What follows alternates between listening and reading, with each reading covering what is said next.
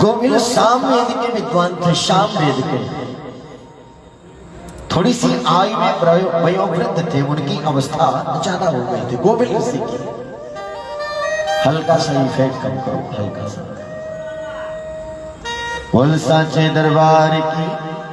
तो जो गोविल ऋषि से जब वेदों का गायन करने लगे, साम वेदों का, तो अवस्था के कारण कभी कभी कंठ अवरुद्ध हो जाता है। देवदत्त को क्रोध आ गया और देवदत्त ने गोविल ऋषि का अपमान कर दिया।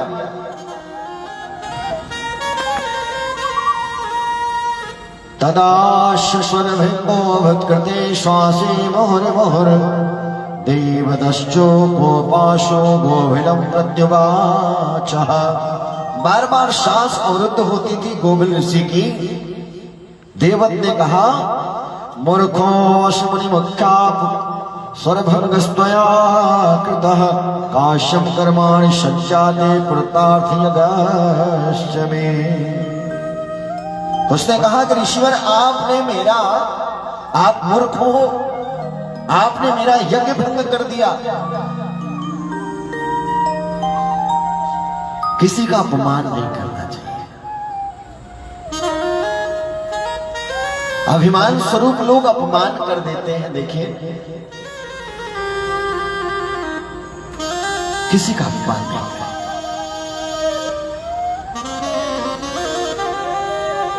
क्योंकि जो आप दोगे वही लौटेगा। एक उंगली उठाओगे तो 3 आपकी तरफ आएंगे।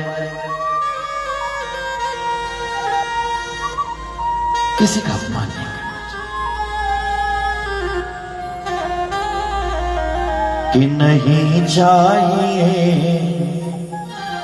दिल दुखाना किसी का, सदाना रहा है कि सदाना रहेगा जमाना किसी का। किसी के हृदय को ठेस कभी नहीं पहुंचाना।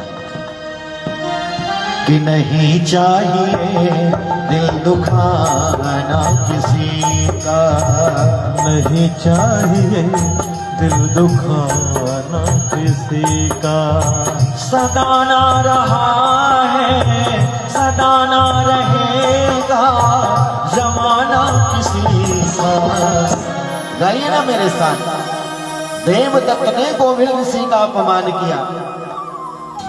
कि नहीं चाहिए दिल दुखाना किसी का, नहीं चाहिए दिल दुखाना किसी का। नहीं चाहिए दिल दुखाना किसी का। नहीं चाहिए दिल दुखाना किसी जय हो। आहा।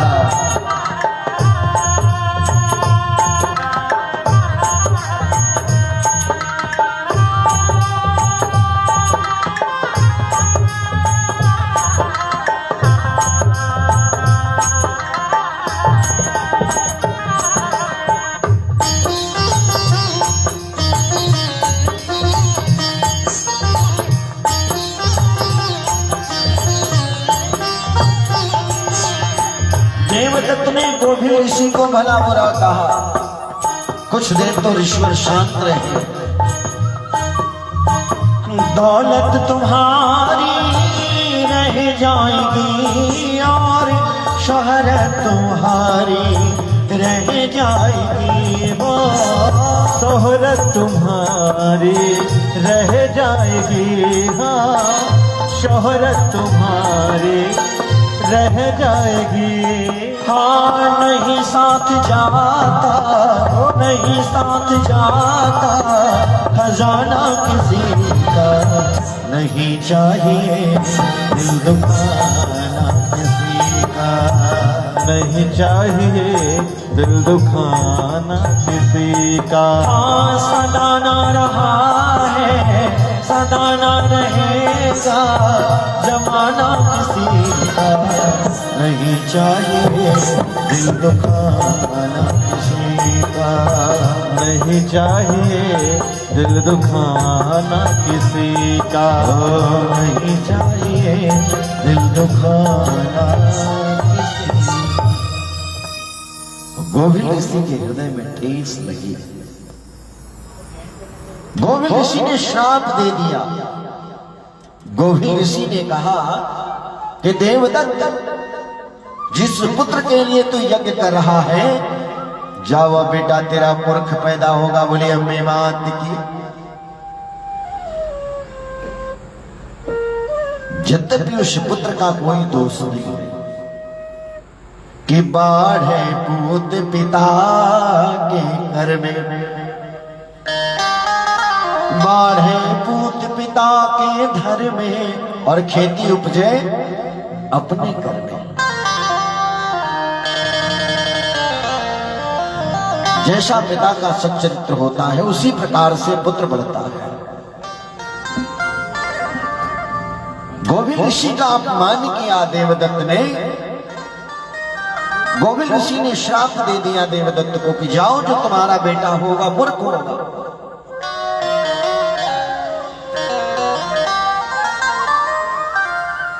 याज्ञवल्क्य जी, ब्रह्मा जी, जमदग्नि जी आदि ऋषि बैठे थे। गोविंद ऋषि वयोवृद्ध थे।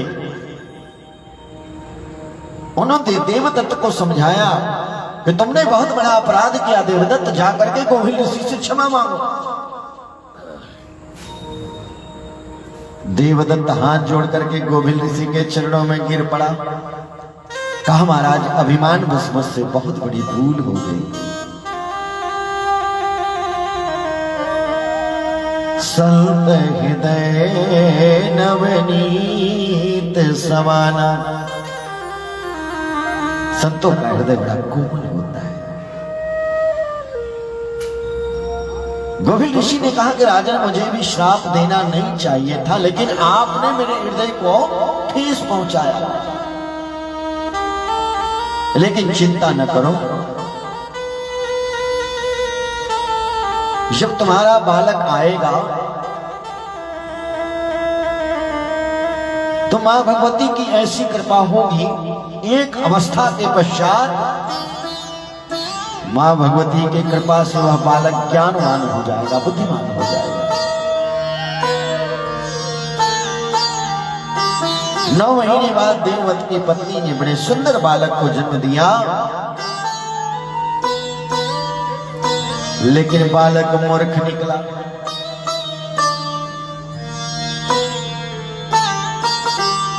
किसी की बात सुनता नहीं।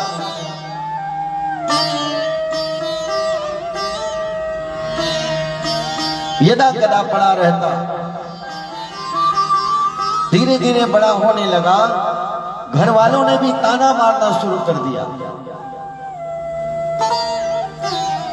जैसे जड़ भरत को ताना मारा था। जड़ भरत, श्रीमद् भागवत में कथा आती है कि जड़ भरत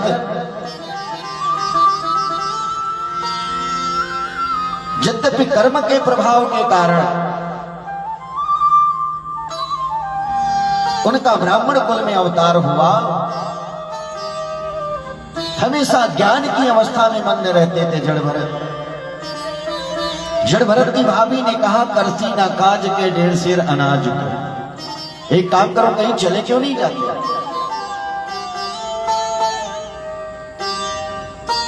बात हृदय में लगी। कहते हैं कि गोली का घाव भर जाता है। बाबूजी, गोली का घाव नहीं भरता। हाँ, गांव में कहते हैं ना कि गोली का घाव भर जाता है, लेकिन गोली का नहीं। और गोली जब लगती है, मैंने कई अरबपतियों से हमारी मुलाकात हुई और विस्तृत जब उनसे चर्चा होती है कभी बैठ करके, तो कहते हैं, पंडित जी, एक गोली ने मुझे यहां तक पहुंचाया। मेरे घर में खाने का दाना नहीं था।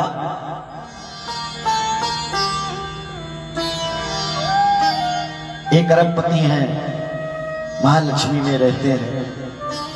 गुजरात से, नाम नहीं बताऊंगा। उन्होंने कहा पंडित जी मेरे घर में खाने का दाना नहीं था, एक दिन मेरी मां पड़ोस में गई मांगने के लिए और पड़ोसी ने दुत्कार दिया। उसी दिन मैंने ठान लिया कि गरीब तो मैं पैदा जरूर हुआ हूं, लेकिन गरीब मरूंगा नहीं। मैं गरीब पैदा जरूर हुआ, लेकिन मैं गरीब मरूंगा नहीं।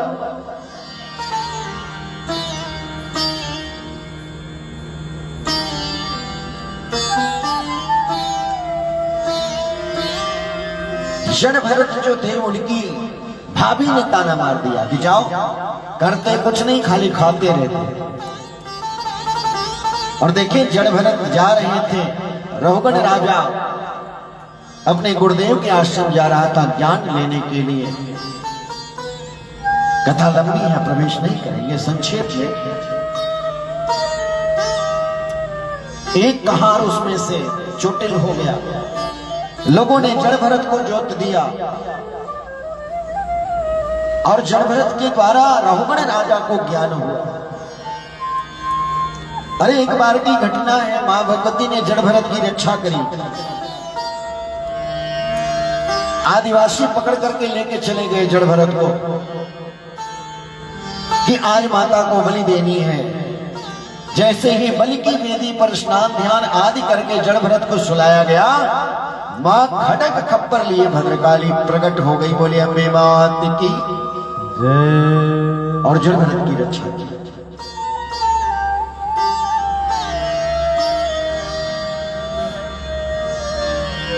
देवव्रत के पुत्र में एक बड़ी सुंदर विशेषता थी कि वह कभी झूठ नहीं बोलता, हमेशा सत्य बोलता। गंगा नदी के किनारे अपने घर से विमुख होकर के गंगा नदी के किनारे गया और एक कुटी बना करके रहने लगा, क्योंकि उसे जप तप नियम यम किसी बात की कोई जानकारी नहीं थी। केवल गंगा स्नान करता, अपनी कुटी पर आता और जो भी कोई उससे कोई बातें कह देता वो सच्ची सच्ची बता दिया करता। एक दिन एक निषाद राज जंगल में शिकार खेलने के लिए आया और उसने एक सूकर को बाण मारी। निषाद ने सूकर के छाती में बाण लगा और सूकर भागते भागते भागते भागते गोभिल ऋषि के क्षमा करें सत्यव्रत की कुटी पर आए। उस सूकर की आंख से आंसू बह रहे थे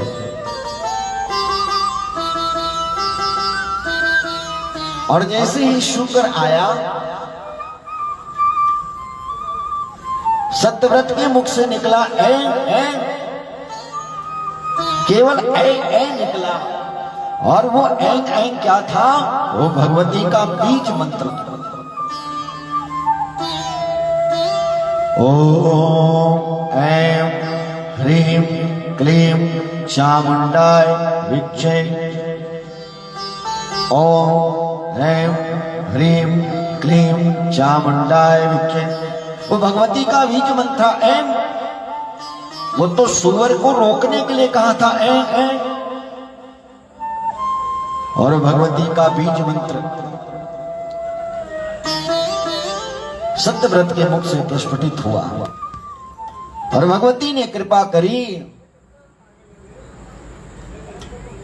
निषाद राज भागे भागे आया। निषाद राज ने कहा कि महाराज मैंने सुना है आप सत्यव्रत हैं, आप सच बोलते हैं, आप झूठ नहीं बोलते, तो मुझे कृपा करके बताएं कि मैंने एक सूअर पे बाण चलाया था, वो सूकर कहां गया?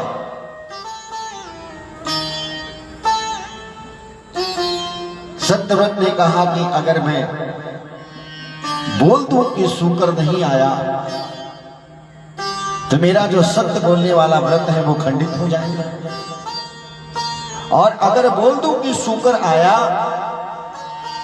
तो एक सूकर के प्राण चले जाएंगे, जीव हत्या मेरी आंखों के सामने होगी। भगवती ने ऐसी कृपा करी, जो सत्यव्रत था उसने कहा महाराज आपका बाण सूकर को लगा और सूकर भाग गया। आपका बाण सूकर को लगा और सूकर भाग गया।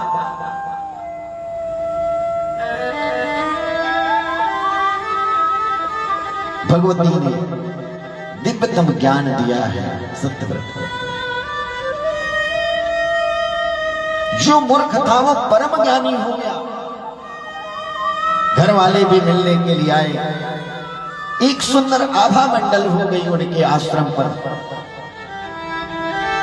कहते हैं कि जिनके ऊपर आंचल की छांव मैया की हो जाए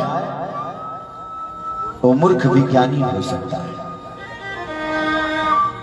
क्योंकि ये करुणामयी है, वात्सल्यमयी है, ज्ञानमयी है और हमेशा अपने बच्चों पर करुणा लुटाती है। गौ मातेश्वरी अम्मा धाम श्रीमद देवी भागवत कथा ज्ञान यज्ञ हम सबका परम सौभाग्य है कि मां भगवती के वांग में स्वरूप श्रीमद देवी भागवत का अवगाहन कर रहे हैं। आइए बड़े भाव से अगली कथा में हम लोग प्रवेश करें। उसके पहले एक बड़ा सुंदर सा भजन हम लोग श्रवण करेंगे, इसके बाद कथा में चलेंगे। बोले अम्बे मात की जय। जयकारा शेरा वाली दा बोल साचे दरबार की जय। माई मेरी सचिया जोता वाली माता तेरी सदा ही जय।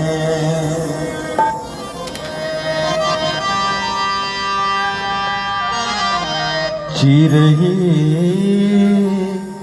रहती जे हम मयरिया उड़ी चली ऐती रे दुअरिया। चुनी चुनी खैती अछत के दनवा फुदक फुदक हो अंगनवा मैया रहती तोहरे भवनवा। जय हो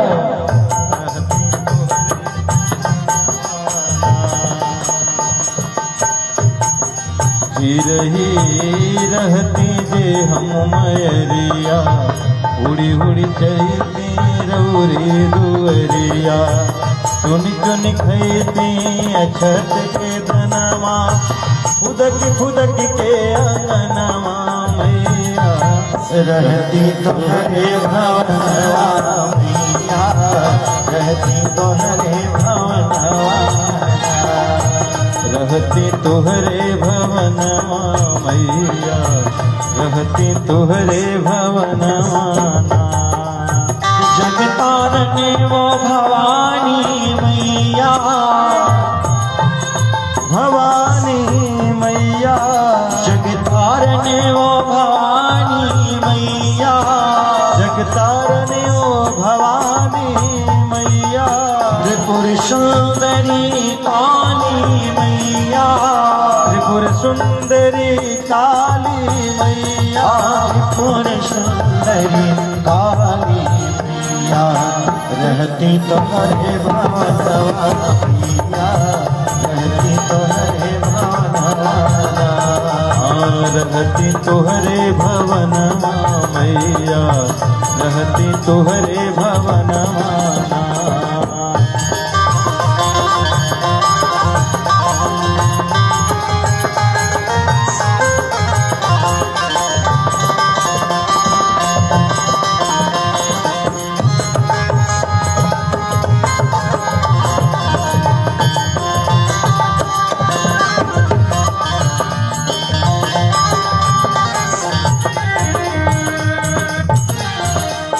हे मैया कटी जाला दुख होला चारी ओर सुख जब जब आई रे शरणिया।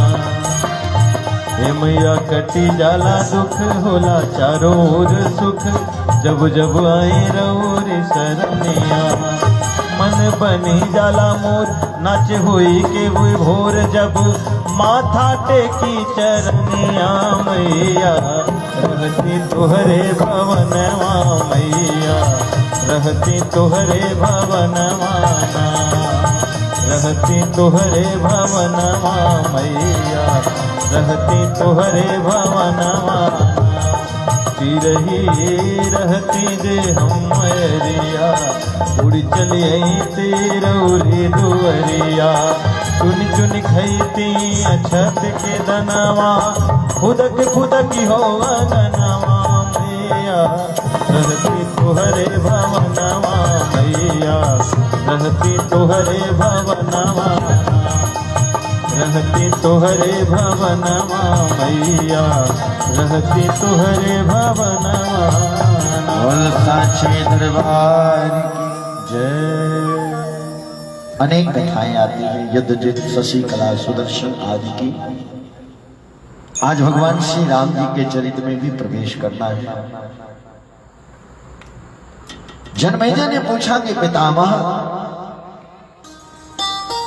नवरात्रे तु संप्राप्ते किम कर्तव्य तुजोत्तम विधानम विधिवदः ब्रूहिम् शरत्काले विशेषतः किं खलं खलु कर्तस्प्रह विधि कार्यो महामते एतद्विस्तारस्तो ब्रूहिं कृपया द्विजसात्तमा।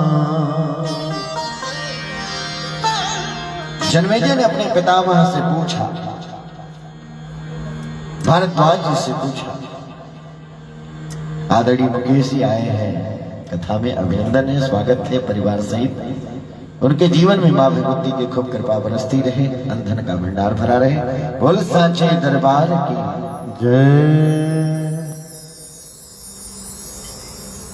नवरात्र में पूजन का क्या विधान है और क्या नवरात्र पूजन से सभी मनोरथ सिद्ध होते हैं? वेद व्यास जी ने कहा कि साल में 4 नवरात्र आते हैं। कितने? 4 नवरात्रि होती है, 2 प्रत्यक्ष और 2 गुप्त। एक माघ की नवरात्रि होगी, जो हम लोग अभी बसंत पंचमी आती है नवरात्र, ये गुप्त नवरात्रि, और एक आषाढ़ की गुप्त नवरात्रि, चैत्र और अश्विन। इन चारों गुप्त नवरात्रियों में जो मां भगवती की श्रद्धा भाव से आराधना करता है, मैया उसके सभी मनोरथ पूर्ण करती है। बोल अम्बे मात की जय।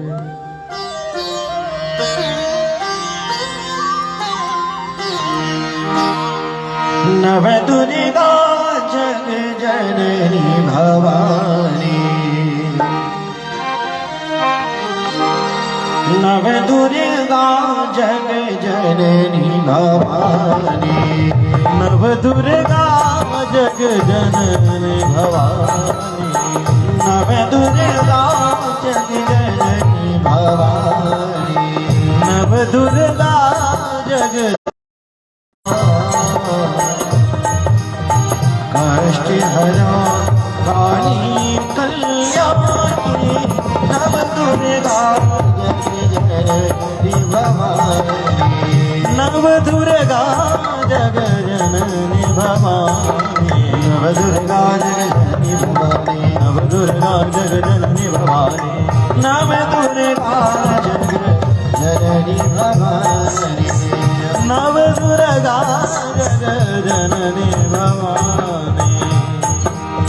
शैलपुत्री ब्रह्मचारिणी,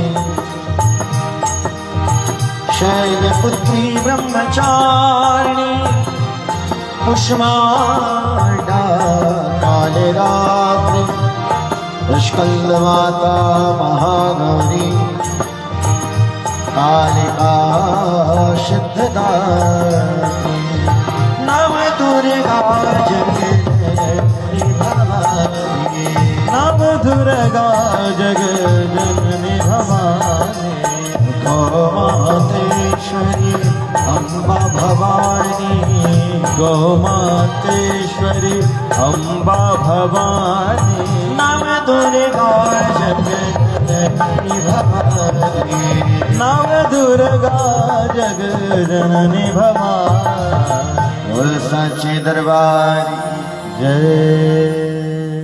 700 वर्ष पहले की घटना है। जम्मू कश्मीर एक गरीब ब्राह्मण रहता था जिसका नाम था श्रीधर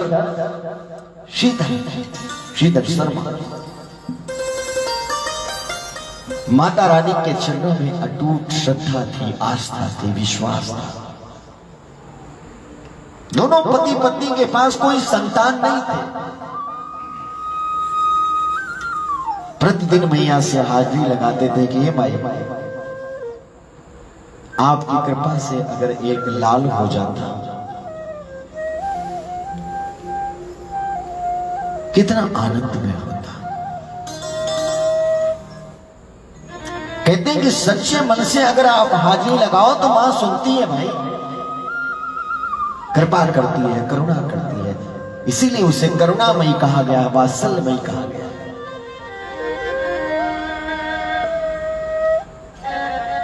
रात को सपने में मां कन्या के रूप में आई। एक 5 वर्ष की कन्या। भोर में स्वप्न आया श्रीधर पंडित जी को, श्रीधर ये पंडित जी उठिए, आप माता रानी का भंडारा करें, आपके सभी मनोरथ पूर्ण होंगे। बोलिए वैष्णो मैया की जय। माता ने सपना तो दे दिया, लेकिन श्रीधर पंडित जी के घर में खाने के लिए भी दाना नहीं है। भाई भंडारा करेंगे तो इसमें धन लगेगा।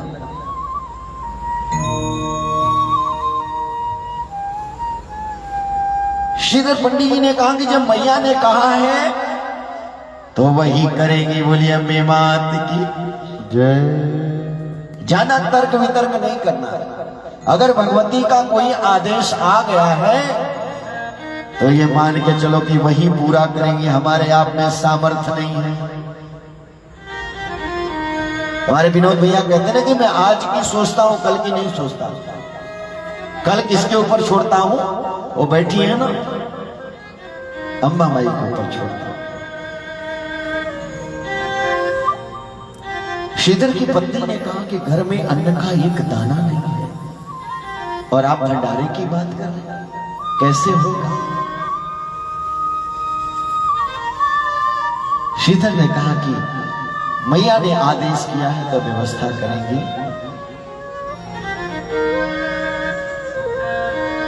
सबको भंडारे का निमंत्रण दे आया कि आज माता रानी की जोत है, माता रानी का भंडारा है, मेरे घर में पधारो। और यहां तक कि उस समय उस देश काल परिस्थिति में जो वहां संत रहते थे, बाबा गोरखनाथ, उनके शिष्य भैरवनाथ, उनको भी निमंत्रण दिया। गांव वालों की टोली आने लगी। जैसे ही घर की तरफ बढ़ी, पत्नी ने माथे पर हाथ रख लिया कि घर में अन्न का एक दाना नहीं है और इन्होंने भंडारा कह दिया।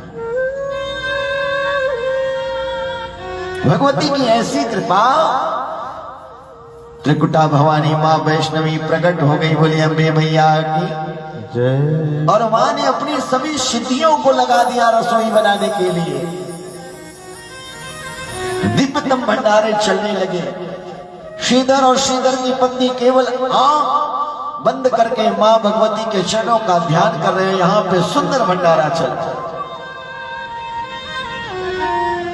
सभी लोग छक करके भोजन कर रहे हैं। कहते हैं वाह कितना सुंदर प्रसाद। अब भाई जिस प्रसाद में माता की शक्ति समाहित हो, जहां रिद्धि सिद्धि आकर के रसोई बना रहे हो, उस प्रसाद का स्वाद कैसा होगा, विचार करिए।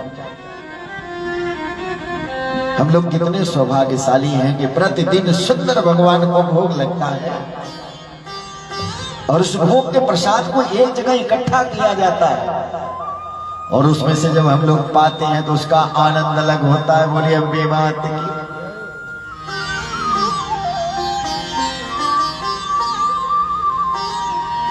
श्रीधर पति और पत्नी दोनों हाथ जोड़ करके मां वैष्णवी का ध्यान कर रहे हैं और यहां दिव्यतम भंडारा चल रहा है।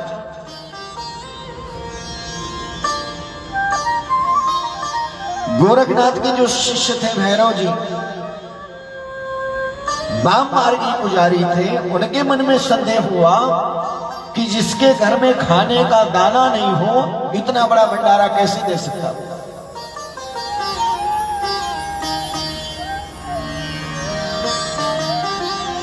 भैरव जी ने उस कन्या से कहा कि देवी, मैं ये सात्विक आहार नहीं करता, मुझे मांसाहार कराओ। मां वैष्णवी ने कहा कि ब्राह्मण देवता, ये ब्राह्मण के घर का भंडारा है, यहां मांसाहार नहीं मिलेगा, ये भगवती का भंडारा है, इस भंडारे का प्रसाद आप ग्रहण करें।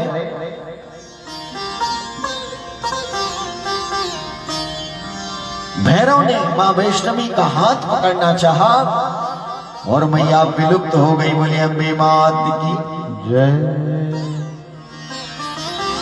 अपनी शक्ति के प्रभाव से भैरव खोजते खोजते कहां पहुंचे? वो त्रिकूट पर्वत पर गुफा में मां वैष्णवी विराजमान हुई।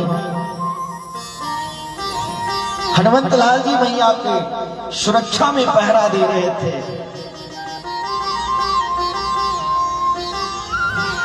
हनुमंत लाल को प्यास लगी, उन्होंने कहा मैया प्यास लगी है। एक बार कहां पे भोजन की बात करी थी? अशोक वाटिका में। हनुमान जी ने कहा था सीता मैया से कि मैया मुझे भूख लगी है। और दूसरी बात, जगत जननी मां जगदम्बा वैष्णवी भवानी से हनुमान जी महाराज कहते हैं मुझे प्यास लगी है। भोजन वहां मांगा था और पानी त्रिकूट पर्वत पर पिया। मैया ने बाण चलाया और वहीं से बाण गंगा प्रकट हुई। हनुमान जी की प्यास बुझी और मैया ने अपने केस धोए। भैरव भी हाथ में खड्ग लिए मैया के दरबार में आया। हनुमान जी से भयंकर युद्ध हुआ भैरव का। और कहते भैरव भी कोई साधारण नहीं था, बड़ी शक्ति थी भैरव। देखिए दो मार्ग पाए गए हैं। भगवती को पाने का दो मार्ग है, एक पैर का मार्ग है और दूसरा प्रेम का मार्ग है। जैसे रावण ने मार्ग कौन सा चुना था? रावण ने पैर का मार्ग चुना था। रावण भी कोई गैर नहीं था भगवान का। जय और विजय दोनों द्वारपाल थे भगवान के। और रावण ने पैर का मार्ग चुना और विभीषण ने प्रेम का मार्ग चुना।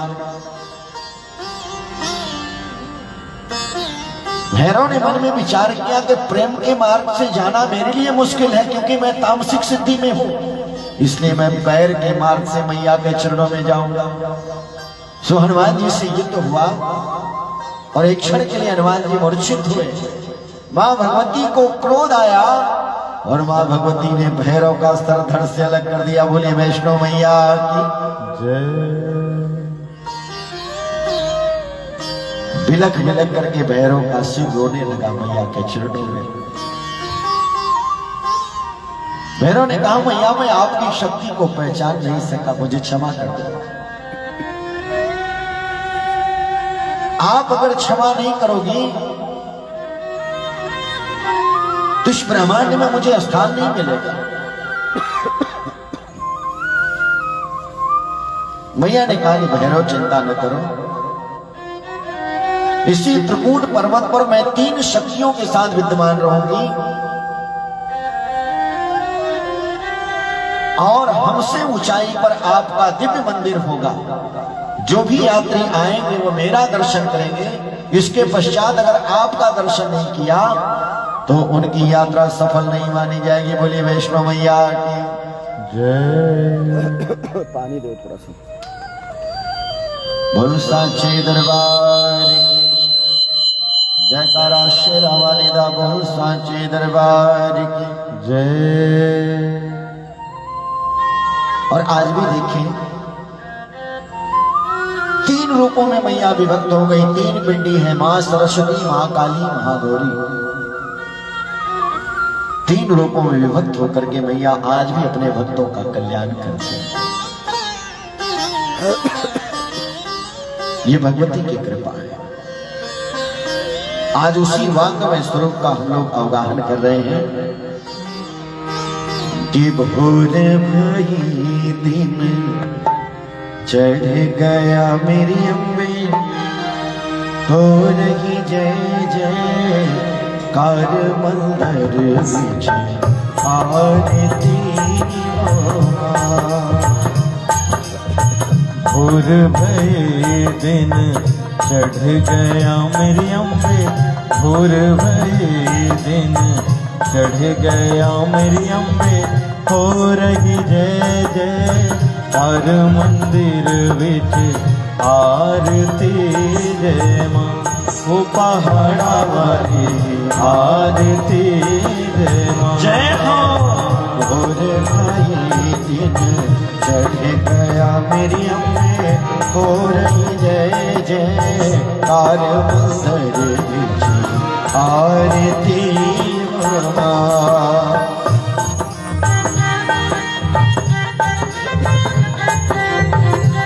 जय हो।